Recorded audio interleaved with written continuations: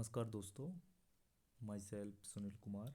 और आज हम इंडिया के फेडरल सिस्टम एंड फेडरलिज्म के कंसेप्ट और इससे रिलेटेड जो भी मेन मेन कंपैरिजन है, इश्यू है और कोई गवर्नमेंट पॉलिटिकल सिनेरियो है, मतलब इस चीज़ को लेकर कि how to govern the people, तो उन सब चीज़ों के बारे में पढ़ने की कोशिश करेंगे। तो इसको शुरू करने से पहले मैं थोड़ा सा बैकग्राउंड आप सबके सामने बता देना चाहता हूँ। देखिए, आप सब हिस्ट्री पढ़े हैं तो उसके अंदर आपने देखा होगा कि in the ancient and medieval time और उससे भी पहले मोस्ट ऑफ वर्ल्ड के अंदर एक स्टेट के कंसेप्ट को लेकर इतनी अवेयरनेस नहीं रही है। वहाँ पर मोस्टली ऑटोक्रेसी का काम चलता है। तो ऑटोक्रेसी चलती आई है और ऑटोक्रेसी में आप देखेंगे कि गवर्निंग यूनिट जो भी होती है, गवर्निंग यूनिट है वो किसी एक जगह सेंट्रलाइज्ड होती थी। और सेंट्रलाइज्ड होने का कारण ये था कि पीपल्स पार्टिसिपेशन बिल्कुल ज़ीरो था, क्योंकि ऑटोक्रेसी है। तो इस वजह से इस गवर्निंग बॉडी के अंदर एक्सेसिव पावर्स थी। बट स्टिल इस ऑटोक्रेसी के अंदर वॉर्स वगैरह काफ़ी चलते रहते थे। इन वॉर्स के कारण काफ़ी छोटे छोटे फ्रेगमेंटेड स्टेट्स, या बोले तो प्रोविंसेस, या जो भी चीज़ बोलना चाहे आप, छोटी छोटी यूनिट्स बनती चली गई एक ही रीजन की। अब ये यूनिट बनती चली गई और इनमें धीरे धीरे पॉपुलेशन इंक्रीज होने लगी। पॉपुलेशन इंक्रीज होने के प्रोसेस के दौरान और छोटे छोटे यूनिट्स हो गए, तो यहाँ पर आप देखेंगे कि बाउंड्री इश्यूज़ और बहुत ज़्यादा इंटरनल कॉन्फ्लिक्ट्स भी होने लग गए। तो एक कंसेप्ट आया सामने ऑटोक्रेसी से निकल के, कन्फेडरेशन का। कन्फेडरेशन के कंसेप्ट बेसिकली ये था कि कुछ स्टेट्स ने मिलकर एक अपना कन्फेडरेशन बना लिया, like these three states united and makes a confederation name called a. इन तीन स्टेट्स ने बी कन्फेडरेशन बना लिया। कन्फेडरेशन बनाने के बहुत सारे पैरामीटर्स हो सकते हैं। जिन लोगों को जिनके साथ सूटेबल लगा उन्होंने कन्फेडरेशन में एक साथ आ गए।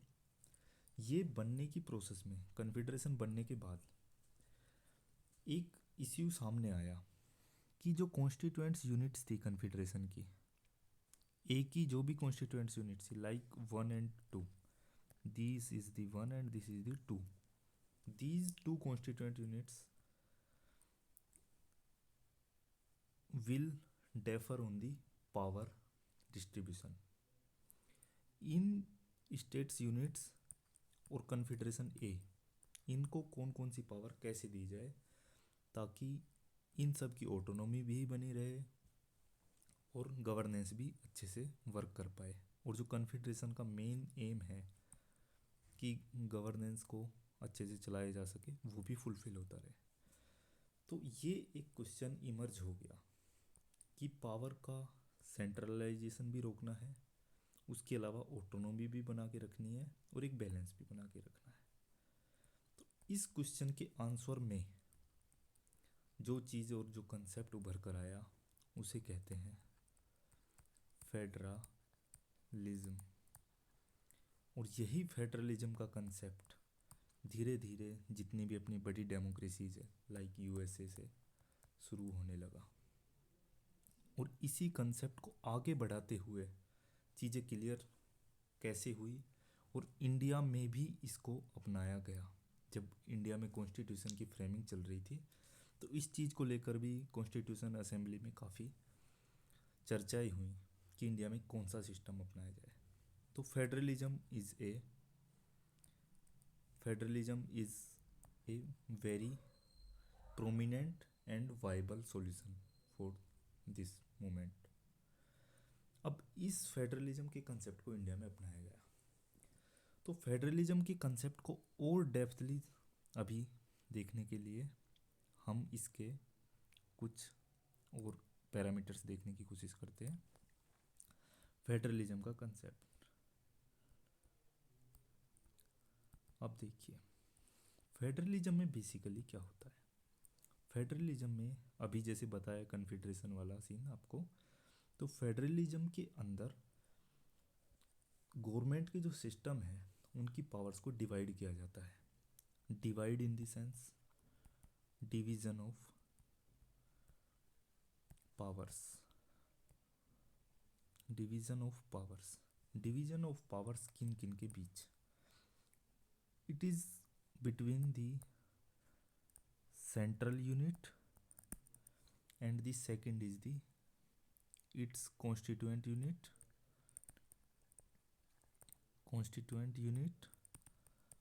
or state or province, any province। इनके बीच डिवीजन ऑफ पावर्स है। डिवीजन ऑफ पावर्स किस लिए?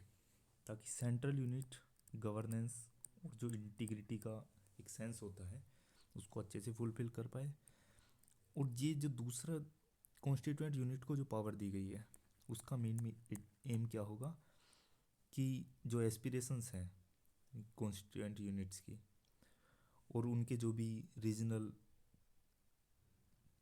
डेवलपमेंट सिनेरियो या जो भी छोटी से छोटी चीज़ें हैं उनके थॉट के अंदर या लोगों के विचारों के अंदर, उनको फुलफिल किया जा सके। It is balance between these two. Okay, तो ये हो गया डिवीजन ऑफ पावर्स। अब इसको सीखते सीखते आपको एक चीज़ और सीखनी चाहिए साथ में, कि ये जो कंसेप्ट है डिवीजन ऑफ पावर का, ये फेडरलिज्म के साथ आपने पढ़ लिया है। इसके साथ एक कंसेप्ट होता है separation of powers. These are the different concepts. Separations of power होता है कि एक ही लेवल की कोई भी यूनिट्स हैं उनके अंदर पावर का सेपरेशन, हिंदी में पृथक्करण जिसे कहते हैं। लाइक लेजिस्लेटिव में, एग्जीक्यूटिव में और जुडिशरी के बीच पावर्स का सेपरेशन है। बट डिवीजन ऑफ पावर्स में दो यूनिट के बीच पावर्स का एक सो कोल्ड स्ट्रिक्ट डिवीजन, विभाजन होता है पावर्स का। और इंडिया के लेवल पर यह विभाजन कैसे देखा जाता है? 7th शेड्यूल के थ्रू। 7th शेड्यूल या आर्टिकल 246 के थ्रू ये डिवीजन ऑफ पावर्स देखा जाता है। अब इस डिवीजन ऑफ पावर्स में state list, central list, concurrent list and union list, ये तीनों लिस्ट है। इनके बारे में आपको आगे की क्लासेस में बता दिया जाएगा।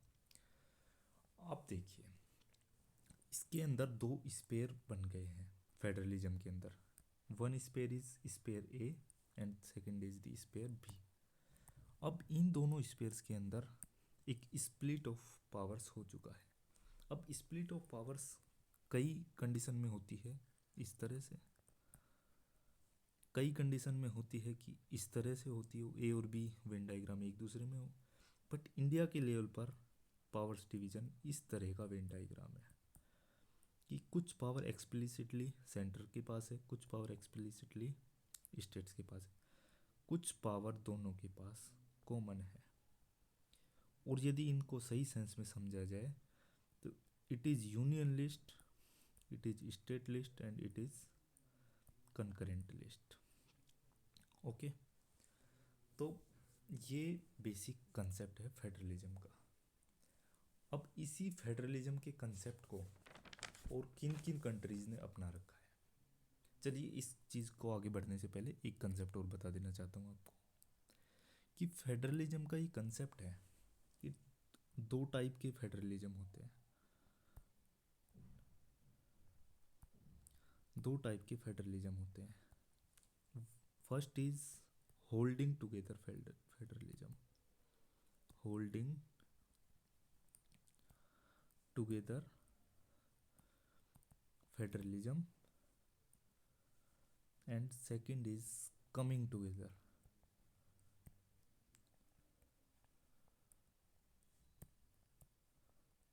Federalism. Okay, these are the two type of the federalism.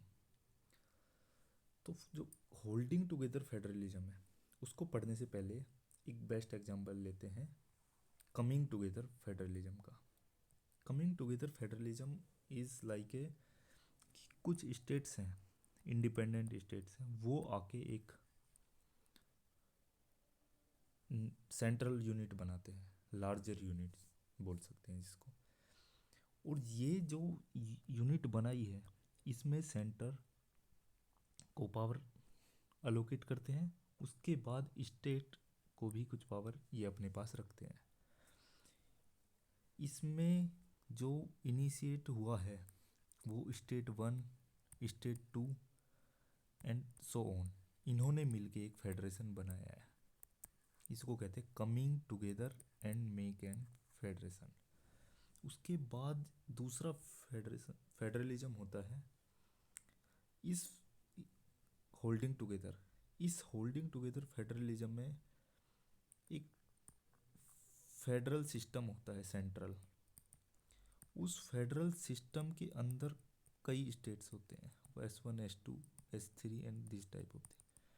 तो इन स्टेट्स को पावर इसके द्वारा डिस्ट्रीब्यूट किया जाता है ताकि रीजनल एस्पिरेशंस एंड एक डाइवर्सिटी होती है जो होल टेरिटोरी की और एंटिटी की, वो बनाई रखी जा सके। तो आप यदि एकदम महीन लेवल पर जाकर देखेंगे तो इन दोनों के बीच एक डिफरेंस आपको नज़र आ जाएगा, इसके बीच एंड इसके बीच, कि यहाँ इस इधर से इनिशिएट हो रही है चीज़ें और यहाँ से केवल इसलिए पावर डिस्ट्रीब्यूट की जा रही ताकि national integrity and territorial aspirations वगैरह फुलफिल की जा सके। ओके, ये चीज़ें हैं आपको ध्यान में रखनी। उसके अलावा काफ़ी होते हैं कि administrative purpose and everything. Okay, तो कमिंग टुगेदर फेडरेशन का एग्जांपल है USA। ओके, उसके अलावा होल्डिंग टुगेदर फेडरेशन का बेस्ट एग्जांपल है अवर इंडिया। ओके, ये है फेडरलिज्म के बेसिक कंसेप्ट। अब इस फेडरलिज्म के साथ साथ इस इंडिया के लेवल पर क्या क्या फीचर्स होते हैं। इंडिया के लेवल पर फेडरलिज्म के फीचर्स हैं like dual polity. Dual polity like central level पर अपनी पॉलिटिकल सिस्टम अलग है, स्टेट्स के लेवल पर पॉलिटिकल सिस्टम अलग है। Second is division of powers, schedule 7। Now third is written constitution. Written constitution is part of federalism because आप देखिए कि यदि कोई भी दो यूनिट्स के बीच पावर्स का डिवीज़न किया जा रहा है तो उसको नोट डाउन करना ज़रूरी है, अदरवाइज़ कॉन्स्टिट्यूएंट यूनिट्स के बीच में और सेंट्रल यूनिट के साथ इनका आपस में डिस्प्यूट क्रिएट होगा। इसलिए कोडिफाई करना ज़रूरी है चीज़ों को, और वो कोडिफाई होता है कॉन्स्टिट्यूशन के द्वारा। ओके, उसके अलावा independent judiciary. Independent judiciary is independent judiciary.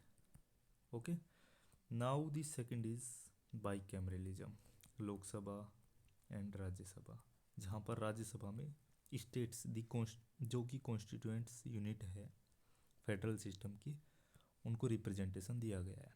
Okay, तो ये बेसिक पार्ट है जो इंडिया के फेडरल सिस्टम में देखे जाते हैं। इसके साथ कुछ पार्ट है जो इंडिया के फेडरल सिस्टम में यूनिटरी फीचर्स के। Unitary features in the sense कि यहाँ पे जो पावर है वो सेंट्रलाइज्ड होती हुई दिखती है एक तरफ। अब ये सेंट्रल यूनिट की तरफ भी हो सकती है, उसके अलावा कॉन्स्टिट्यूएंट यूनिट स्टेट्स की तरफ भी हो सकती है। अब इस पावर सेंट्रलाइजेशन के एग्जाम्पल में इंडिया के लेवल पर देखा जाए, जो कुछ यूनिटरी फीचर इंडिया के कॉन्स्टिट्यूशन में दिखाई देते हैं, वो है कि स्ट्रॉन्ग सेंटर की अपने यहाँ उपस्थिति है। Strong centre. Now next is the single constitution. Single constitute strong centre in the sense आप देखेंगे गवर्नर अपॉइंटमेंट सेंट्रल गवर्नमेंट करेगी। जुडिशियल सिस्टम है, उसमें इंटीग्रेटेड जुडिशरी है। आप देखेंगे कि हाई कोर्ट के अंदर बहुत से पावर हैं, वो लोकसभा में लोकसभा के पास है हाई कोर्ट कि जैसे जजों को यदि हटाना है तो लोकसभा ही हटा पाएगी, हाई कोर्ट के भी। तो ये सब अपॉइंटमेंट करना हुआ। कोलिजियम सिस्टम सुप्रीम कोर्ट से चलेगा और उनको अप्रूवल सेंट्रल गवर्नमेंट्स देती है। तो ये चीज़ें हुई, ये है कि स्ट्रॉन्ग सेंटर बनाते हैं। उसके अलावा ऑल इंडिया सर्विस एक यूनिटरी फीचर है, जिनमें ऑल इंडिया सर्विस के कैडर के लोग लाइक आईएएस एंड ये सब ऑफिसर्स हैं, ये सेंट्रल गवर्नमेंट के थ्रू अपॉइंट होते हैं बट स्टेट्स के अंदर काम करते हैं और कॉन्स्टिट्यूएंट्स यूनिट्स में एक तरीके का सेंट्रल कंट्रोल स्थापित करने की कोशिश रखते हैं। उसके अलावा ऑडिट मशीनरी हुआ, कैग हुआ, इलेक्शन मशीनरी हुआ, इलेक्शन कमीशन ऑफ इंडिया, ये सब चीज़ें सेंट्रल लेवल पे काम करती है और कॉन्स्टिट्यूएंट्स यूनिट्स को भी गवर्न करती है। तो ये चीज़ें यूनिटरी फीचर्स हैं इंडिया के लेवल पर जो देखे जाते हैं। इसलिए एक चीज़ चलती है कि इंडिया में देखते हैं कि आप फेडरलिज्म और यूनिटरी दोनों फीचर्स अभी देखे जाते हैं। इसलिए इंडिया को बोला जाता है quasi federal system, quasi federal system. Okay, ये है फेडरलिज्म का कंसेप्ट इंडिया के लेवल पर। अब देखेंगे कि कुछ चीज़ें हैं फेडरेशन की इंडिया में और यूएसए में। आप कंपैरिजन कर सकते हैं कि इंडिया की फेडरेशन में स्टेट्स को कम पावर है, सेंट्रल को ज़्यादा है। Why? Because India is holding together federation. But आप देखेंगे कि यूएसए के अंदर स्टेट्स को ज़्यादा पावर है और सेंटर को कम है। Why? Because USA is coming together federation. Okay, अब ये पावर्स कम ज़्यादा का थोड़ा एक एग्जांपल दे देता हूँ कि इंडिया के लेवल पर जो 7th शेड्यूल के बाद में कुछ सब्जेक्ट बच जाते हैं, रेजिडुअल पावर, वो किसके पास है? सेंट्रल गवर्नमेंट के पास। बट यही रेजिडुअल पावर यूएसए के लेवल पर स्टेट्स के पास है। ओके, उसके अलावा सिटीजनशिप को लेकर इंडिया में सिंगल सिटीजनशिप है, यहाँ पे ड्यूअल सिटीजनशिप, ये भी दिखाता है कि यूएसए के अंदर स्टेट्स को काफ़ी पावर है सेंट्रल गवर्नमेंट की तुलना में। वो इसलिए ही क्योंकि USA is coming together federation.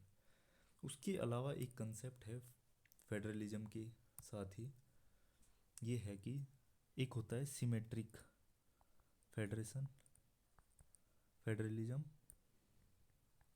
एक होता है एसिमेट्रिक। सिमेट्रिक फेडरलिज्म के अंदर जो कॉन्स्टिट्यूएंट्स यूनिट्स हैं,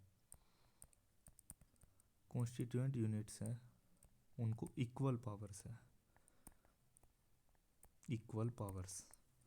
बट एसिमेट्रिक फेडरेशन में इक्वल नहीं है पावर्स। लाइक एग्जांपल सुनिए आप, इंडिया है एक एसिमेट्रिक फेडरल कैरेक्टर रखता है। वही आप देखेंगे कि शेड्यूल 4 है अपना, जहाँ पे राज्यसभा की सीटें एलोकेट होती है स्टेट्स को। तो हर स्टेट्स को अलग अलग मात्रा में सीटें एलोकेट है। तो ये दिखाता है कि इंडिया के लेवल पर एसिमेट्रिज्म है फेडरलिज्म में। बट यूएसए के अंदर आप देखेंगे सीनेट के अंदर 50 स्टेट है यूएसए में, तो हर स्टेट को 2-2 सीटें एलोकेट की गई है बराबर मात्रा में। तो ये दिखाता है कि सिमेट्रिक कैरेक्टर है यूएसए के फेडरलिज्म में इस बेसिस पर। उसके अलावा इंडिया में शेड्यूल 6 का प्रोविज़न है। शेड्यूल 6 के अंदर कुछ स्टेट्स में ऑटोनोमस डिस्ट्रिक्ट काउंसिल का प्रोविज़न है, जो दिखाता है कि कुछ स्टेट्स को या कुछ कॉन्स्टिट्यूएंट यूनिट को ज़्यादा पावर दी गई है और कुछ को कम, जो एसिमेट्रिज्म पैदा करती है। अब देखिए इस एसिमेट्रिज्म के भी लॉजिकल पॉइंट है कि ऐसा क्यों किया गया है, वो एक अलग अपना इश्यू है, क्योंकि इसके अलग बेनिफिट है इंडिया के लेवल पर, ये ज़रूरी है। ओके, तो ये मोटी मोटी चीज़ें हैं। उसके अलावा एक होता है unitary type of government system, तो यूनिटरी के अंदर एक ही जगह सेंट्रलाइज्ड होती है पावर। इस तरह जो पावर डिवीजन है उसकी अनुपस्थिति होती है। तो यूनिटरी सिस्टम का एक एग्जाम्पल के थ्रू समझे तो बेस्ट एग्जाम्पल है यूनाइटेड किंगडम। यूनाइटेड किंगडम के कॉन्स्टिट्यूएंट यूनिट हैं like England, Scotland, Wales and North Ireland. अब इनको यूके के अंदर इन स्टेट्स को पावर नहीं है, पूरी सेंट्रलाइज्ड पावर यूके के पास है। और यूके की जो पार्लियामेंट है वही सुप्रीम है एंड सोवरिन है। इवन कॉन्स्टिट्यूशन भी उनका सोवरिन नहीं है, पार्लियामेंट सोवरिन है। इंडिया के लेवल पर इंडियन कॉन्स्टिट्यूशन इज सोवरिन, उससे ऊपर कुछ नहीं है। तो ये एक डिफरेंस है कि यूनिटरी टाइप ऑफ कैरेक्टर की गवर्नमेंट के अंदर ये चीज़ें देखने को मिलती है। तो आपने कंक्लूड कर दूं लास्ट में चीज़ें कि बैकग्राउंड क्या था फेडरलिज्म आने का वो समझा, उसके अलावा इंडियन फेडरल सिस्टम के बारे में देखा, इंडियन फेडरल सिस्टम के बारे में देखा, उसके बाद इंडियन फेडरल सिस्टम के अंदर क्या क्या चीज़ें हैं, कुछ जो कैरेक्टरिस्टिक्स हैं वो देखे, उसके अलावा कुछ यूनिटरी कैरेक्टरिस्टिक्स हैं वो भी देखे, इसलिए क्वासी बोला गया था इनको। उसके अलावा फेडरलिज्म के दो टाइप होते हैं, holding together and coming together, वो दोनों देखे। उसके अलावा आपने सिमेट्रिक और एसिमेट्रिक फेडरलिज्म के बारे में देखा। उसके साथ ही आपने यूनिटरी टाइप ऑफ गवर्नमेंट के बारे में थोड़ा सा ब्रीफली देखा। तो ये सब चीज़ें हैं जो किसी भी टाइप ऑफ गवर्नमेंट सिस्टम के बारे में आपको एक ओवरव्यू दे रही है। तो आई होप ये चीज़ें आपको पसंद आई होगी। आपकी कोई भी इश्यू हो, कंसर्न हो, शेयर करिए, बेफिक्र रहिए और पढ़ते रहिए। बेस्ट ऑफ लक एंड इतनी देर पेशेंस रखने के लिए very very thank you. Bye bye.